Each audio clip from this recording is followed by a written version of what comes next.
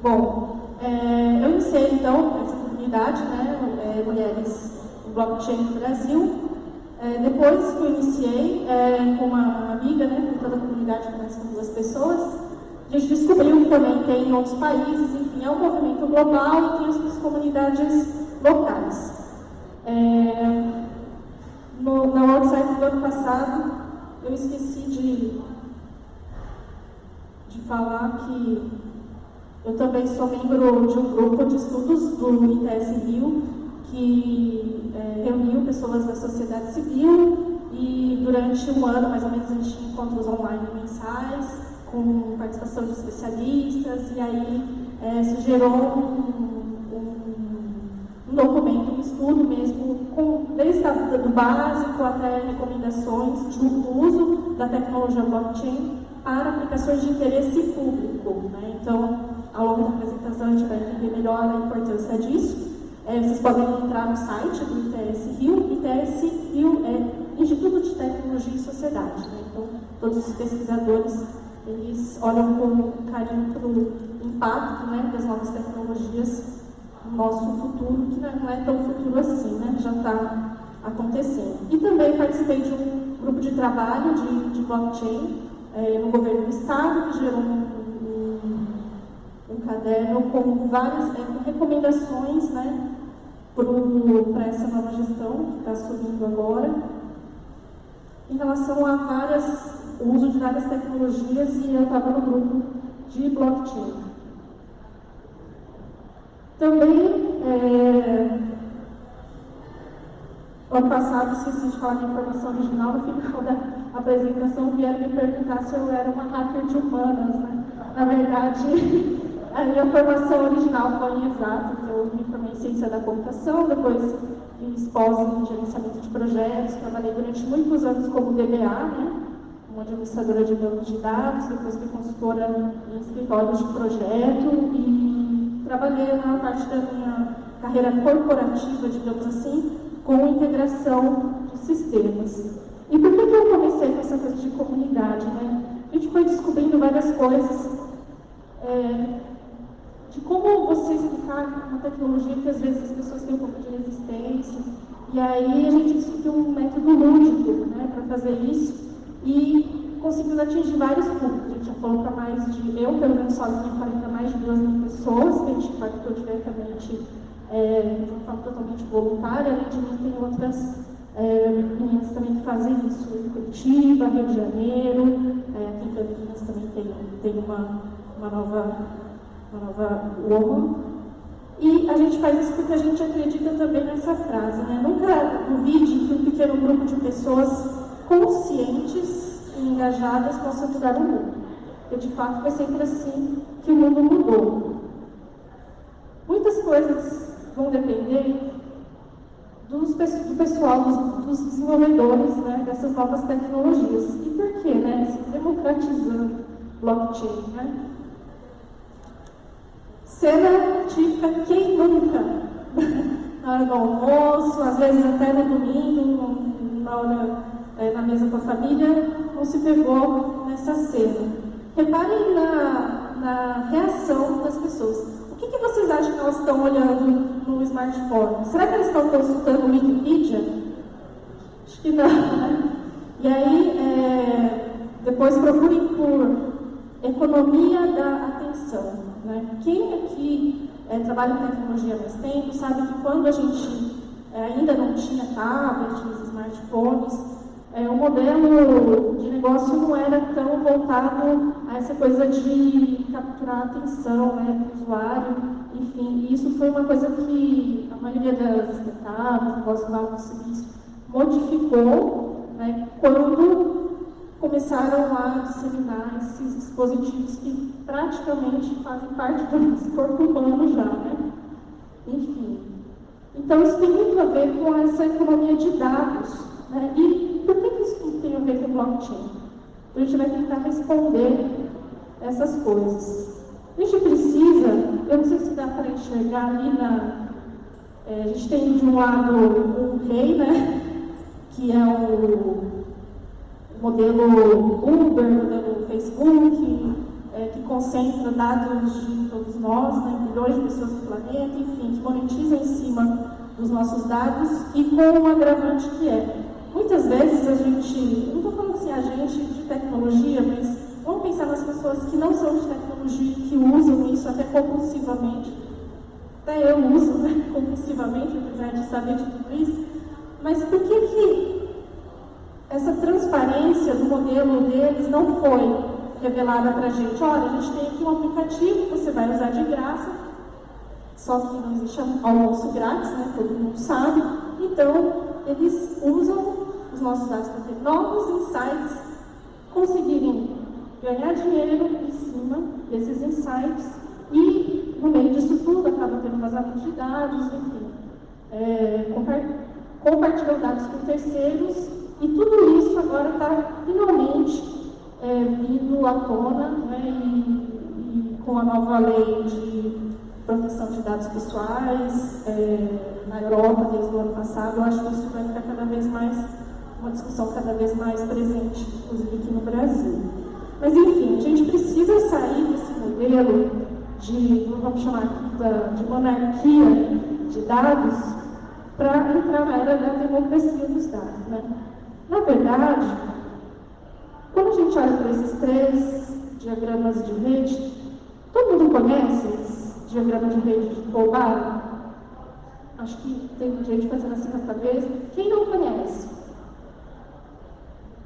Algumas pessoas não conhecem. Beleza. Pollbar foi um engenheiro que trabalhou na NSA, né, que é a Agência de Segurança Nacional dos Estados Unidos, e aí ele teve, né, resumindo, a seguinte missão.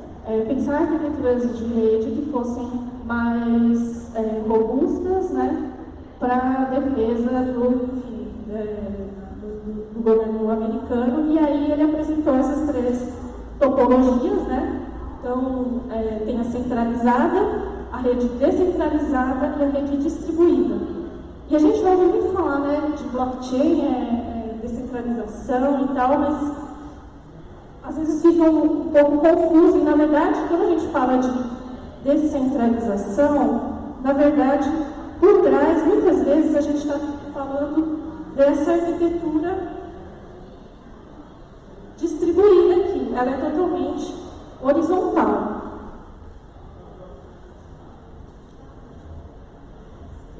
E, como eu falei, a gente tinha achado uma forma lúdica de explicar o blockchain, porque na diferença entre o descentralizado e o distribuído, as pessoas acabavam indo embora com dúvida, e só no PowerPoint a gente não estava conseguindo muito explicar como funcionava a tecnologia. Eu vou perguntar aqui, quem gostaria de participar de uma dinâmica rapidinho aqui para mostrar como é que é o nosso bloco tudo? Precisaria de 4 voluntários ou voluntárias. Opa, já tem um ali, tem mais? 2, 3. Pode vir, gente.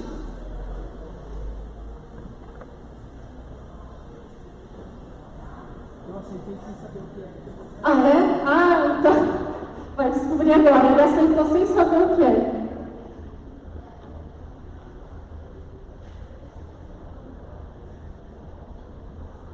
Bom, como é seu nome? Vitória. Vitória. Vinícius. Saulo e Luana. Ah, eu achei legal porque deu aqui um equilíbrio 50-50, né? Podem chegar, gente, podem chegar mais aqui no palco. A gente vai simular aqui uma rede distribuída com o número mínimo, né, de participantes que a gente precisaria para fazer essa brincadeira, que são 4 pessoas. Então, eu vou entregar para vocês uma fichinha de uma cor, tá? Tem o verde, amarelo, azul e branco.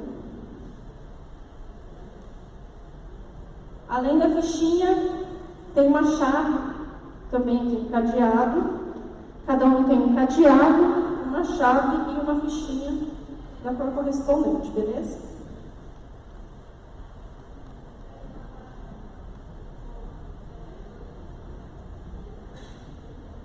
E aí, vou facilitar a dinâmica, mas, na verdade, é uma dinâmica que vocês vão se auto-organizar, né? A gente sempre precisa dar os créditos, né, para quem teve essa ideia muito genial, que foi um coletivo de designers franceses para a sustentabilidade. Eles também tinham percebido essa dificuldade de explicar como explicar uma tecnologia sem usar, né, tecnologia. Então, se blockchain fosse um objeto físico, né, com que ele se pareceria? Eles tiveram essa ideia. E eles criaram um storytelling por trás. No Brasil, ficou mais conhecido por uma adaptação, uma tradução, que o pessoal do Evagon fez, que se vocês colocarem no Google assim, blockchain crianças ou blockchain maconheiros, vai vir primeiro o resultado do artigo deles. Então o título é tipo, blockchain para maconheiros, daí ele risca maconheiros e fala que é para crianças, né, a partir de 5 anos de idade. Então aqui a gente vai brincar. No artigo, a história se passa numa república, tá? Mas a gente sempre faz com storytelling, uma história original, que é uma casa, pai, mãe, 4 crianças, né? E aí precisa começar a ensinar um pouco de autorresponsabilidade, autoorganização, né? Na realidade, de começar a ajudar em casa. E aí os pais pensaram, bom, qual que é aquela tarefinha que é legal para a criança aprender a ajudar em casa, não é tão pesada, mas ao mesmo tempo é aquela tarefinha chata, né, que o adulto também não gosta, todo mundo deixa para depois, né? O que é? Que acumula na cozinha? Lixo, não. Lavar a louça, isso, o pessoal sempre acerta. Bom, então os pais pensaram assim, todo dia tinha que falar assim, hoje vai a Vitória, ou vai o Saulo, ou vai o Vinícius, ou vai a Luana, enfim. E aí as crianças meio que não, mas eu fui ontem, né? Sempre eu, né? Começa aquelas coisas assim entre as crianças. Então, os pais falaram assim, bom, não vou mais perder tempo com isso, vamos criar um tubo, vamos imaginar aqui um tubo. Aqui a base é de acrílico, mas imaginem, ó, como está ali naquela foto, uma base de concreto chumbada no chão para que o tubo seja incorruptível, inviolável, no chão da cozinha, né? Aí esse tubo furaria aqui o teto do espaço Guanabara, daria a volta do planeta igual está aqui nesse protótipo. Não sei se dá para ver, mas tem uma base aqui, enfim. E aí, bom, vou ficar aqui de ladinho, porque aí vocês vão ter que se auto-organizar aí para ver quem que vai depositar hoje no tubo, para garantir, para falar que hoje, né, fui eu que lavei a louça. Então, alguém lavou a louça e vai querer colocar ali no tubo, beleza? Vou deixar o microfone aqui aberto, quem quiser falar, só levantar a mão.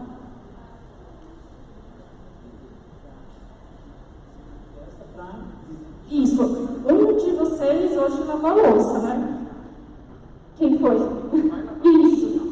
Pode ser ou quem vai ou quem foi e precisa registrar no tubo que lavou a louça. Por exemplo, ontem foi o Vinícius, ó. O último aqui foi o amarelo. Bom, Vinícius vai falar. Eu lavei a louça? Ontem, né? Ontem.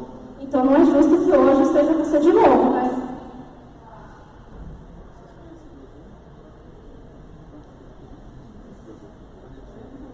Pode ser 2, 1. Bom, então a Vitória lavou a louça hoje e ela vai colocar lá no tubo para falar que foi ela que lavou. Só que o detalhe é que ela não vai conseguir, vou mostrar aqui, nem de um lado isso, nem de outro. Por quê? Bom, quando a gente tira um intermediário, né, do controle, ou seja, lembra daquela... Opa, aqui. Quando você não tem mais um ente central, um intermediário, nem numa rede centralizada, nem numa descentralizada, e as pessoas precisam se auto-organizar entre si, vai ter que ter aí um método de consenso, né? Existem várias formas de fazer isso, mas na rede do Bitcoin, eles escolheram como 50% mais um. Beleza? Então, além da vitória, a gente tem 4, mas tem que ver se a vitória lavou bem a louça, né? Então, vocês precisam checar e falar assim, não, a louça está bem lavada, então eu vou abrir a chave do meu cadeado. A Vitória lavou bem a louça. Então, beleza, pode abrir. Isso, daí você abre o seu. 50% mais um. Então, Vinícius abriu, mas por enquanto só tem 2. Né? Precisa de mais alguém. Então, ela precisa de mais apoio, é isso? Isso. Saulo foi lá e checou se a Vitória lavou bem a louça. A louça não tinha uma sujeirinha, nada, sim ou não? Não estava legal. Ele falou que não estava legal. Então, ele não vai abrir a chave dele. E a Luana...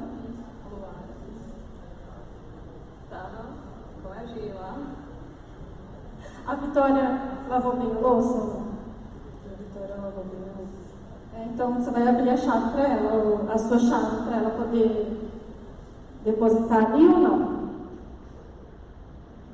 Ela está em dúvida, gente. Bom, então ela já respondeu. O que aconteceu aqui? Gente, isso nunca aconteceu nas dinâmicas. Vamos lá. Só 50% abriu o tubo. Ou seja, você quer tentar colocar? Não vai nem de um lado nem de outro. Se em vez do Vinícius o Saulo tivesse aberto, aqui, gente, ia acontecer um bug aqui do bloco tubo, porque realmente aqui no algoritmo fala que é 50% mais um, porém aqui, né, sempre que acontece isso, eu faço essa observação, que realmente 3 pessoas precisam abrir. Não teve consenso aqui.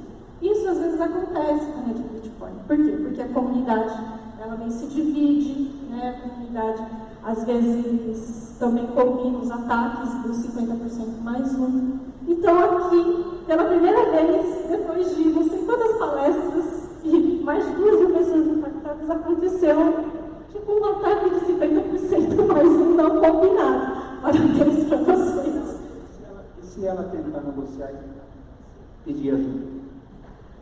Aqui, como a gente está falando é uma metáfora, né, para como funciona o algoritmo, a Luana poderia ter aberto e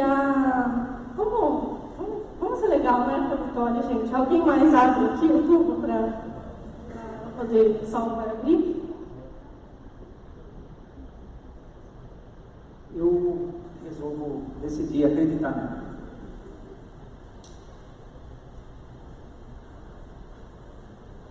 Aê, finalmente, agora a Vitória registrou que ela lavou a louça hoje.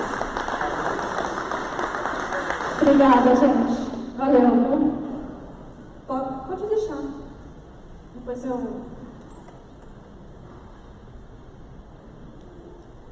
Essa dinâmica a gente faz porque a gente precisa relembrar algumas coisas de cooperação, né? Quando a gente vê aquela topologia, e isso não é só em redes de computadores, mas é a forma como as organizações estão estruturadas, né? Como as pessoas se organizam em times, e a cooperação, ela é um atributo de como a gente se organiza. Então, hoje eu trabalho no modo híbrido, né? Eu trabalho tanto nesse modo aqui, quanto nesse modo aqui. E nos dois ambientes eu vejo muita diferença. A gente, por mais que você tenha um mindset, você queira trabalhar desse jeito, quando você está num ambiente aqui assim, você não consegue, você não tem, a coisa não flui, você não tem a mesma dinâmica.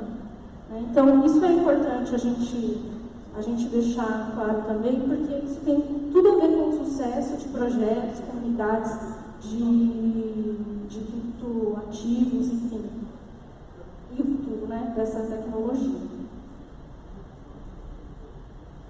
Bom, nessa brincadeira a gente viu já os conceitos básicos de blockchain, que é ser distribuído, né? Então tinha uma rede distribuída sem intermediários, ele era imutável, porque quando o bloco, essa fichinha que a Vitória colocou, na verdade representa o bloco do blockchain. Né?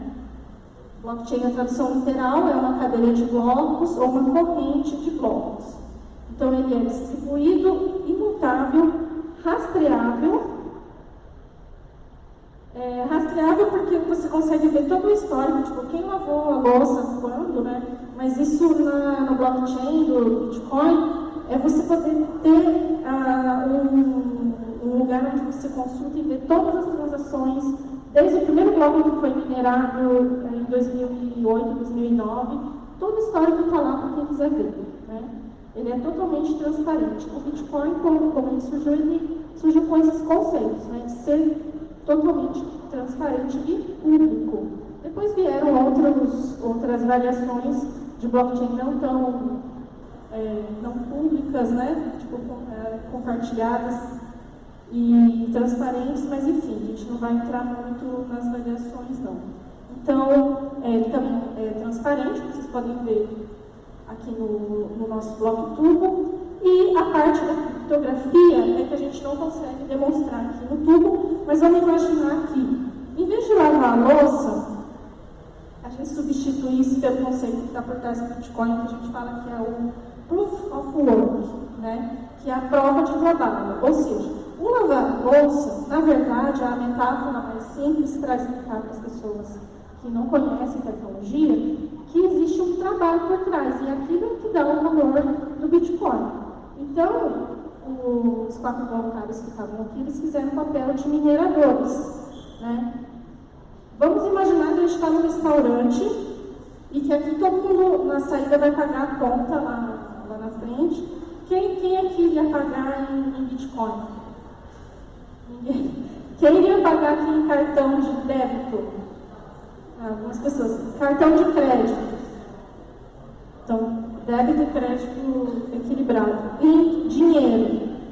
Geralmente não tem muita gente. Beleza. Se já dá para pagar em Bitcoin, viu, gente? Alguns restaurantes. Vamos supor que essas transações fossem sendo colocadas nesse bloco aqui, né? Criptografadas e tudo mais. E aí, os nossos mineradores, no caso a Vitória, que foi quem tinha lavado a louça, ela fala assim, olha, nesse bloco estão todas as transações e eu vou colocar aqui um identificador único criptografado para esse bloco. Ou seja, todas as transações dos últimos 15, 20 minutos estão dentro desse bloco. E aí eu pego o identificador desse bloco e quando eu for minerar o próximo bloco, eu combino todos os identificadores únicos das transações seguintes com esse código do bloco anterior, coloco dentro desse bloco e aí eu gero um novo bloco com código único que depende do código do bloco que veio antes dele. E assim sucessivamente. Né? É isso que dá a garantia de segurança do blockchain, é por isso que o mundo todo só fala disso. Né? Porque imagina que para você poder chegar em algum dado que estava no bloco anterior, que está dentro do último bloco, que é esse agora, eu não consigo se eu não for descriptografando e voltando todo esse processo de forma reversa. E aí fala assim, bom, blockchain é uma cadeia de blocos ou uma corrente de blocos, né? E aí muitos desenhos, né, de corrente dão essa impressão. Só que, da mesma forma como a gente vê aqui no bloco tubo e aqui nessa corrente aqui de cadeados, na verdade, na parte de criptografia, o que acontece é isso aqui. Então, eu tenho uma corrente, conceitualmente uma corrente, mas eu não consigo chegar no dado que estava aqui, no bloco 0, ou aqui, né, no caso, vamos imaginar que essa corrente e essa pilha de blocos são correspondentes. Com o último bloco que eu tenho, é impossível eu chegar lá no primeiro ou nos anteriores. E é por isso que até hoje o Bitcoin não foi invadido, enfim, e provou ser a aplicação mais segura, só um minutinho. Alguém já viu o white paper do Bitcoin? Tem um nome lá, né, que é o Satoshi Nakamoto. Perguntaram se ele é meu pai, não é meu pai. Ninguém sabe quem é Satoshi Nakamoto. Encontraram um sósia não, um homônimo dele, que é o Dorian Satoshi Nakamoto. Os paparazzi correram atrás dele um tempão e ele falou: gente, eu não sou o Satoshi, não manjo nada de criptografia. Ou seja, sem criptografia, gente, não ia existir o Bitcoin. E aí, voltando um pouco, acho que não é do tempo da maioria do pessoal que está aqui, mas em 1993, o ano que a internet estava chegando aqui no Brasil, teve essa capa da Wired, né? Uma capa meio causou um estranhamento, mas falava do manifesto Cypherpunk. O Bitcoin foi criado por Cypherpunks também, né? Que são matemáticos, né? Especialistas de criptografia, mas que têm a liberdade correndo nas veias. E aí, nesse manifesto, fala que a privacidade ela é necessária para a gente ter uma sociedade aberta na era eletrônica, né? E privacidade não é o mesmo que segredo. Isso, gente, no início da internet. Aquela topologia de rede distribuída do blockchain, na verdade, é como a internet foi concebida, né? E aí, hoje está todo mundo querendo entender, né, por que a gente perdeu alguma coisa aí no meio da história. Então, o Bitcoin, ele não é a verdadeira invenção, né? Ele só é a primeira aplicação dessa invenção que é o blockchain. Quem falou isso foi Andreas Antonopoulos, que é um cara muito, ele é um cientista da computação também, um cara muito de comunidade, e tem um mestrado online sobre criptoativos que dá para fazer daqui do Brasil também. Bom, tudo isso, 2008 e 2009, também não deve ser na época de muita gente está aqui, crise financeira mundial. Alguém lembra desse banco, Lehman Brothers, um banco de investimento super tradicional, 25 mil colaboradores, 158 anos de existência, gente, quebrou. Assistam ou leiam o livro, aquele documentário A Grande Aposta, que mostra bem essa história, dá para ver nos detalhes o que aconteceu e conta um pouco do que é o nosso modelo econômico, o que é o dinheiro, né? A gente às vezes não para pensar. Nossa educação financeira e educação nesse sentido é meio falha no Brasil. E em 2015, essa capa da The Economist, então pensem, tipo, vamos lembrar, 2008, crise financeira mundial, aí o Bitcoin veio tomando espaço. 2015, capa da The Economist, falava da máquina da verdade, the Trust Machine. Então, Bitcoin, né, com essa corrente meio que girando o mundo, os negócios, né, que é a forma como as coisas estão realmente parecendo que são hoje. E o Trustless Trust é uma forma de dizer que agora a gente tem uma tecnologia para, entre aspas, eu não gosto muito disso, mas assim, todo mundo fala que é poder confiar nas pessoas através de uma tecnologia, né? No Trustless Trust. Confiança sem confiança. Enfim. Essa foi uma capa,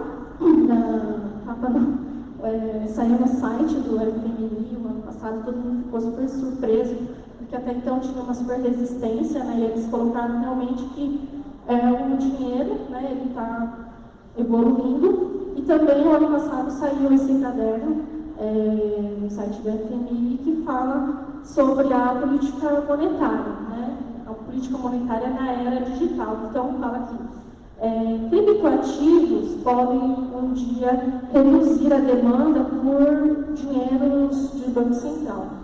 Em outras palavras, aqui no site de notícias, esqueci qual era, não coloquei a fonte, enfim. Fala que o FMI disse que o Bitcoin pode criar menos demanda pelo dinheiro fiat, ou dinheiro fiduciário, que é o nosso dinheiro, né, tradicional, baseado em dívida. Isso é muito importante, pouca gente sabe que o dinheiro hoje, ele já é um dinheiro virtual, gente.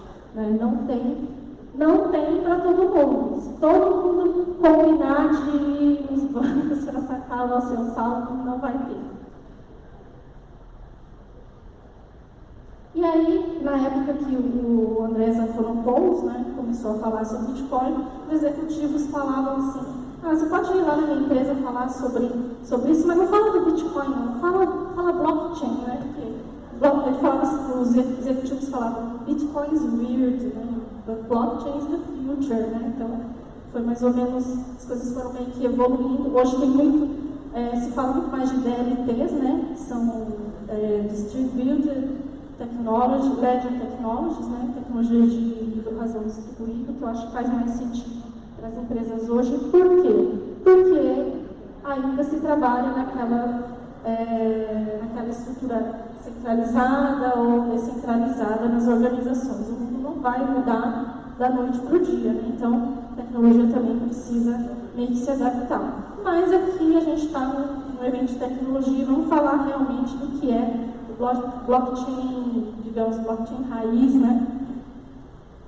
Depois do Bitcoin, a segunda moeda mais valorizada é o Ether. Quem aqui já conhece o Ethereum? Ah, legal. Alguém desenvolve Solidity aqui? Tem um deve ali. Bom, Solidity, para quem conhece, é uma linguagem parecida com JavaScript, né? E introduziu o conceito de smart contracts, que fala assim, contrato inteligente. Na verdade, são códigos, né? Nem é tão inteligente, não é bem um contrato. Mas, enfim, quem criou, diferente do Bitcoin, que ninguém sabe quem é o Satoshi Nakamoto, quem criou o Ethereum foi o Vitalik.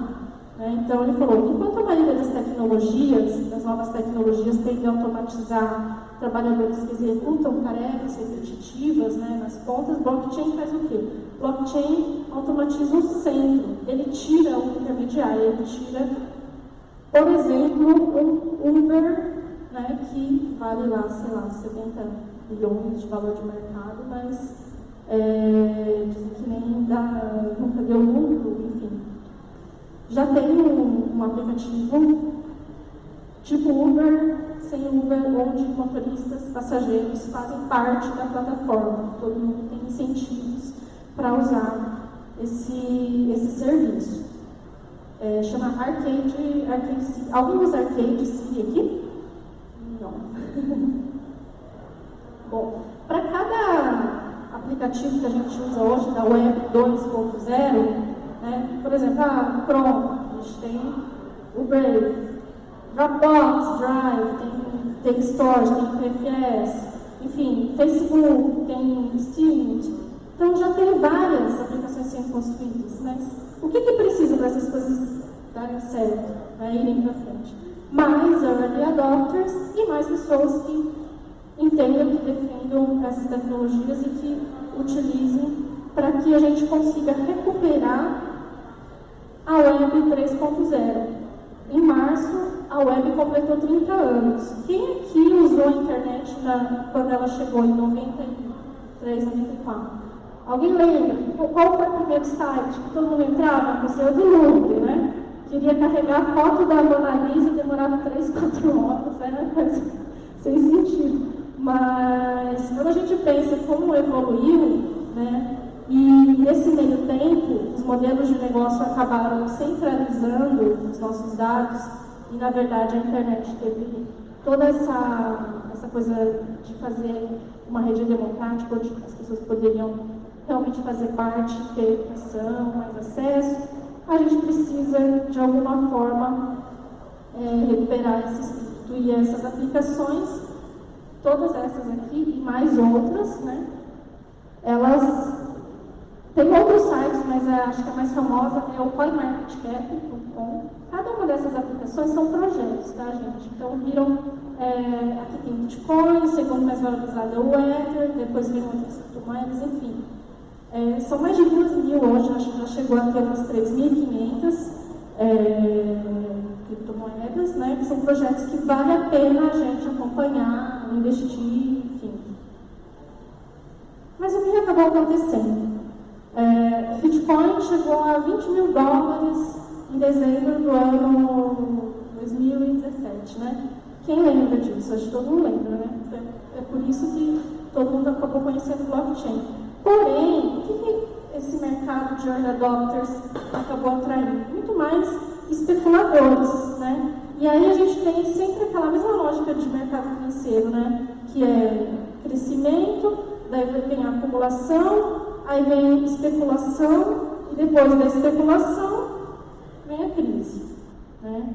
Então, a mesma lógica acabou meio que se transferindo para esse ambiente que era para ser um ambiente muito mais com espírito, né, de comunidade, espírito mais colaborativo. Bom, mas se a gente está criando sistemas que vão ser autônomos, auto-executáveis e difíceis de regular, o mundo todo está se perguntando como é que vai regular.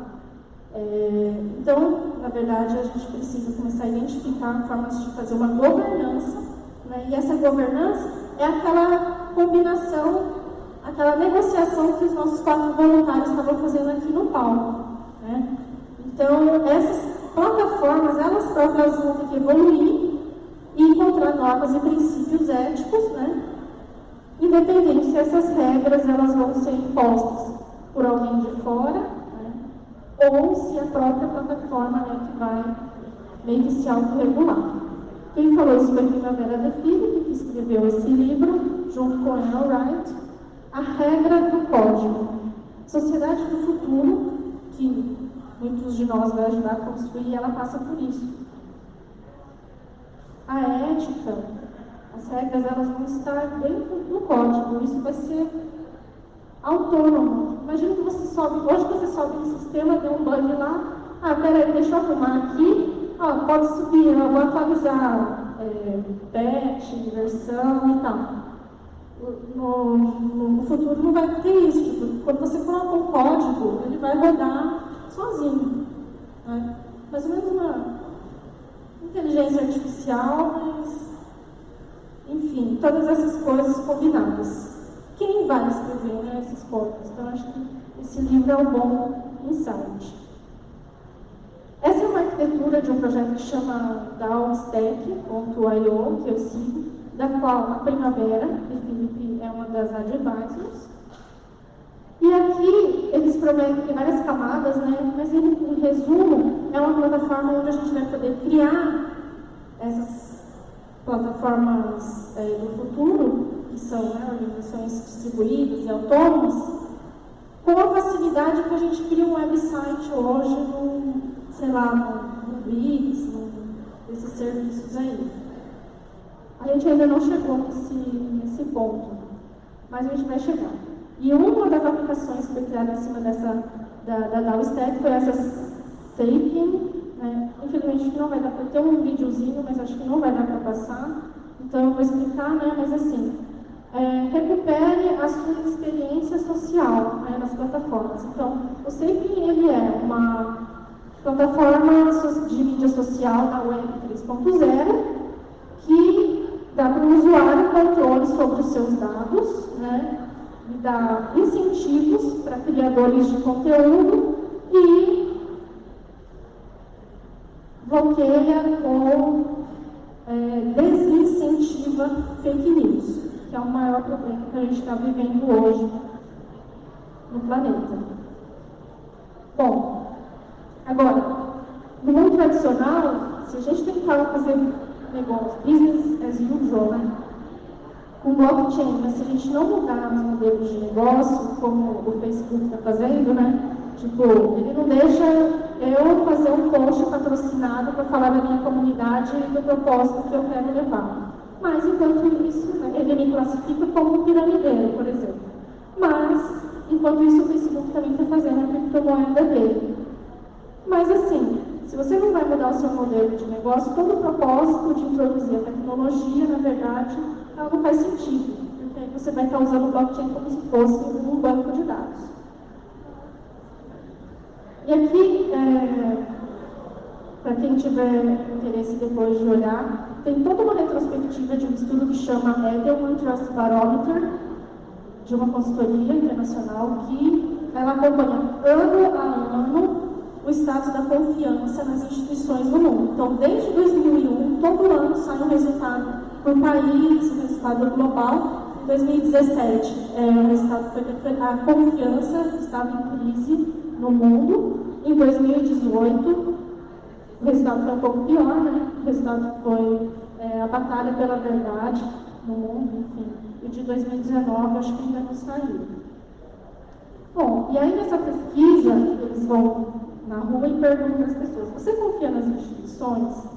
No Brasil, as pessoas, apesar de todos os escândalos, já tinham começado, e a maioria respondia que não confiava em governo e não confiava em mídia. Mas a gente tem uma tendência ainda a confiar muito em marcas e ONGs, enfim.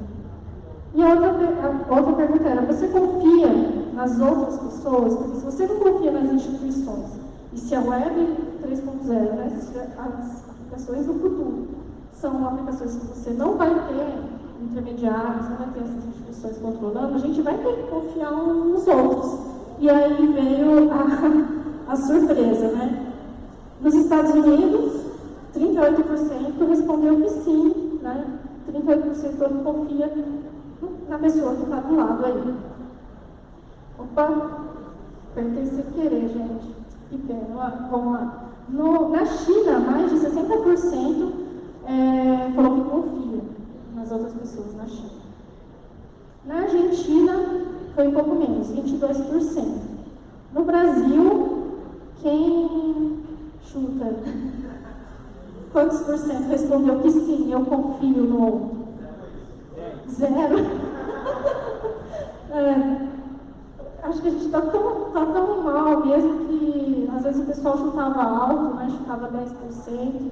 Na verdade era 6,58%, mas agora já estou falando 0, 2%, né? Talvez a pesquisa desse ano chegue no número mais baixo mesmo. Então a gente está tendo esses desafios na sociedade hoje. Mas por quê? Né?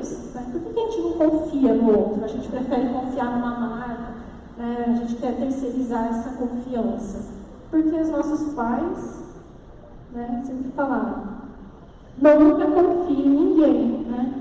Regra número 1. Então, enfim. Mas a gente já está experimentando algumas coisas novas. A gente já entra num carro de um estranho, né? A gente até aceita uma balinha, né? Quem nunca ouviu o pai ou a mãe falar: não entra no carro de ninguém, não aceita nada de ninguém, né? Bom, mas aí, lembrando aquelas topologias de rede, no fundo, isso foi o que falou um sociólogo espanhol, Manuel Castells, né? O poder, ele na verdade não reside nas instituições, nem no Estado, nem nas grandes corporações. Ela está localizada nas redes que estruturam a sociedade. E aí, eu vou passar rapidinho, mas muito rapidinho mesmo, nesses modelos de negócio que a gente está experimentando e que as próprias empresas também estão experimentando, que é sair um pouco desse modo tradicional, né, das redes centralizadas, onde o timing, né, as inovações eram fechadas, essa coisa da competição era muito exacerbada, muita hierarquia, enfim, muito engessado, e a gente está indo para essa coisa da rede, né? Os negócios do futuro vão enfatizar muito isso, então vai ser muito... acho que a gente já vê muito isso, é um tempo real, né? Não é mais o timing de alguém, não, é o nosso tempo. E isso também traz alguns desafios para a gente, né? As inovações são abertas, então tem muito projeto que é público. Aqui todo mundo conhece GitHub, todo mundo usa GitHub aqui, né? Enfim, os códigos têm que ser transparentes. Quem sabe como funciona o algoritmo do Facebook, por exemplo? A gente não sabe, né? Será que quando essas coisas não começam a afetar a sociedade, não deveriam ser abertas, públicas? Nós não deveríamos ter também o direito de entender como esses códigos funcionam? Então, é mais ou menos isso, né? Tudo isso aqui representa o que muita gente fala assim: a gente está em transição, né? E aí, vou trazer aqui uns exemplozinhos. Esse é um livro que chama O Novo Poder, do Henry Timmins. E se aqui fosse um eixo XY, né, vamos ver aqui, ó, tem 4 quadrantes. Então, a gente tem valores do velho poder, modelos do velho poder, valores do novo poder e modelos do novo poder. Então, quando a gente pensa, por exemplo, o Prêmio Nobel, a Enciclopédia Britânica, Receita Federal, eles são considerados modelos castelos, né? E é interessante ver que a Apple, ela está bem aqui nessa divisa, né? Então, ela ainda é considerada um modelo de negócio de castelo. E aí, quando a gente vai para o outro extremo, que é você ter modelos do novo poder, com valores do novo poder, então a gente tem aqui os modelos públicos, né, totalmente abertos, que ali entra a Wikipedia, movimentos tipo o Occupy, Wall Street, todos os outros movimentos de Occupy, né, que é sempre combinado nas redes, todo mundo fica sabendo, enfim. O Airbnb também está aqui, o LinkedIn também está aqui. Não sei se está dando para ver aí, eu não estou conseguindo enxergar daqui. Tá sim, tá sim. Tá? Beleza. E aí quando a gente vem para modelos do novo poder, mas que se utilizam de valores do velho poder, aí eles acharam que modelos como Facebook, Uber e EI, né, que eu falei, não, o que é esse EI, né, foi procurar, na verdade, é Estado Islâmico. Então, quando eu vi isso, eu fiquei meio assustado. Bom, no meio de tudo isso, a gente tem sistemas tradicionais, modelos novos surgindo. Ano passado, a gente teve mais de 800 vazamentos de dados, né, divulgados. E esses vazamentos somaram em números de registros de dados confidenciais, né, nossos, que estão em vários bancos de dados de empresas aí, mundo afora, em milhões, na verdade, atingiu a casa dos bilhões aqui, né? 1,1 bilhão, um projeto de identificação digital da Índia, né? Então, é meio louco. E o mais famoso que todo mundo ouviu falar foi o escândalo da Cambridge Analytica, né? E do Facebook.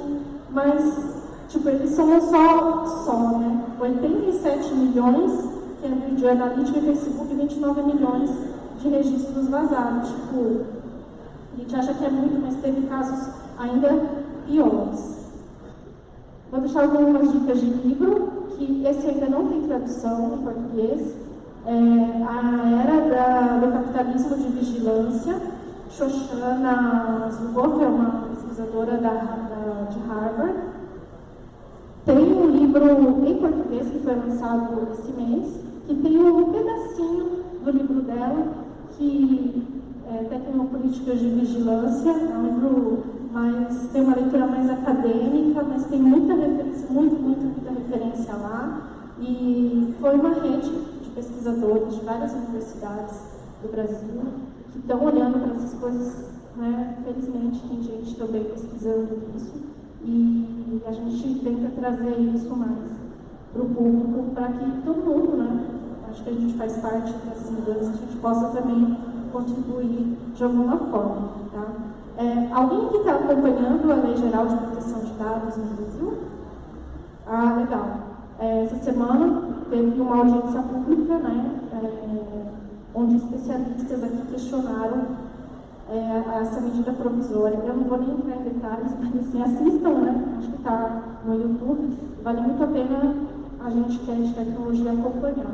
E, gente, no meio disso tudo, né? Até o negócio, todo mundo ficou meio desanimado. Será que existe esperança? Aquele menininho lá que o pai deixou ele cair, né? Ele diz que sim, gente. Sim, gente, existe esperança, né? A gente tem que ser esse menininho aí. Ano passado saiu um caderno bem legal, acho que dá para fazer download, tá? Do MIT, Technology Review, que fala que o futuro do blockchain, ele está bem nesse meio aí. Esse quadrado vermelho é o hype, eu acho que o hype já foi, e o quadrado azul é o hope, que é a esperança que a gente precisa ter.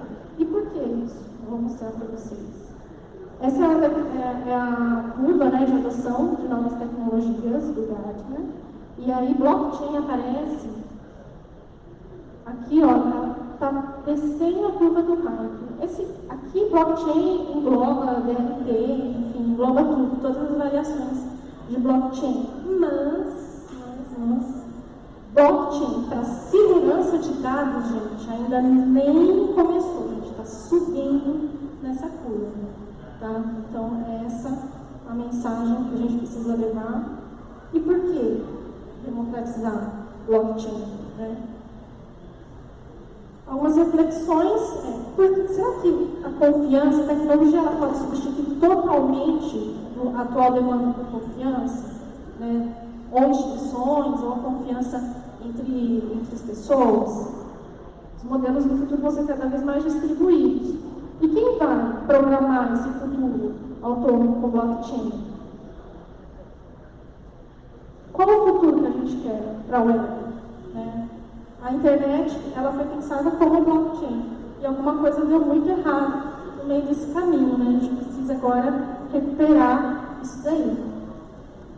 A gente democratiza o blockchain porque a gente realmente acredita que a gente precisa de uma sociedade mais livre, mais transparente e mais tolerante na era dos dados. Confiança, gente, é tudo. Depois que a gente perde, é difícil a gente recuperar. E isso já não está só no nosso nível pessoal, familiar, está num contexto social muito grande agora. E a gente, como em blockchain, a gente acredita nisso, fazendo essa inclusão digital, que não é uma inclusão digital como antigamente, que era só você ensinar a usar o computador, né? Se você trazer as pessoas incluídas nessa era dos dados, é muito mais que isso, é você explicar o que tem por trás de todos esses aplicativos. Nossas hashtags, em Blockchain BR, corrente de mulheres, nossa comunidade também tem homens, são muito bem-vindos. A gente apoia um movimento da ONU Mulheres, que é o Rifarchi, Eles por Elas. Quem não conhece, convido a conhecer também. E muito obrigada, muito obrigada.